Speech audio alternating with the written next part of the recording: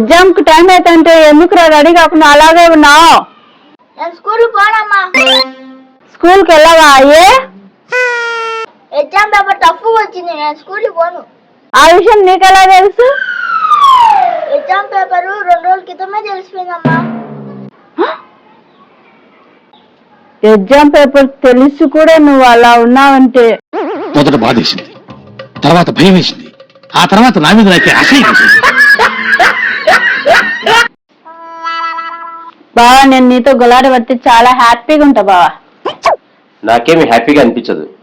నిన్నోడు అడిగినారు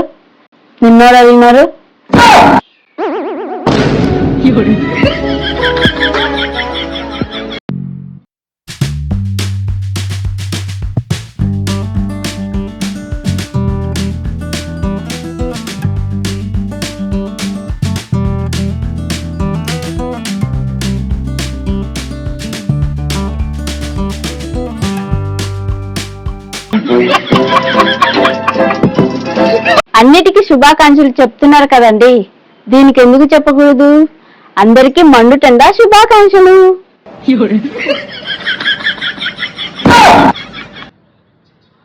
బావా, పక్కింటి సుబ్బారావు గారు వాళ్ళ భార్యను చాలా బాగా చూసుకుంటాడు బావా, నువ్వే చూసుకోవచ్చు కదా బావా. అయినా వాళ్ళ భార్య నేనేం చూసుకుంటానే? వాళ్ళ భార్య కాదు, నన్ను చూసుకోమన్నది. నిన్న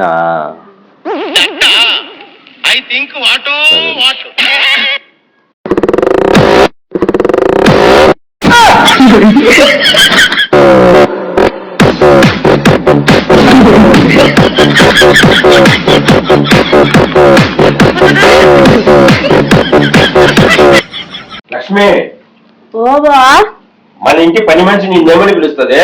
అక్క అని పిలుస్తుంది. మరి నన్నేంది అన్న అని పిలుస్తుంది? కొద్దిగా చెప్పరాదా బావాని పిలిచమని?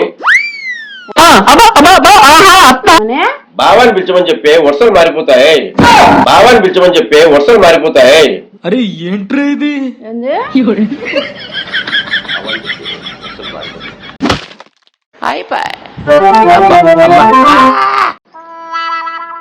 అమ్మ, నన్ను ఎందుకు కర్రగా కన్నావు? తెల్లగా ఉంటే మాసిపోతావును పండు, తెల్లగా ఉంటే మాసిపోతావును పండు. నాకు ఒక్క అమ్మాయి పల్లడం లేదమ్మా. బావా, హాస్పిటల్కి వెళ్ళావు కదా, నర్సు ఇంజక్షన్ వేసింటే నొప్పి తీసిందా బావా? అదేం నొప్పి లేదు. పరాయి ఆరేది సూది గుచ్చితే నీకు నొప్పి లేదు కానీ, పరాయి ఆరేది సూది గుచ్చితే నీకు నొప్పి లేదు కానీ, నేను ఒక్క మాట అంటేనే నీకు నొప్పి తెచ్చదులే, నేను ఒక్క మాట అంటేనే నీకు నొప్పి తెచ్చదులే. ఆముదానికి పంజరానికి పెళ్లి చేసే పాడులో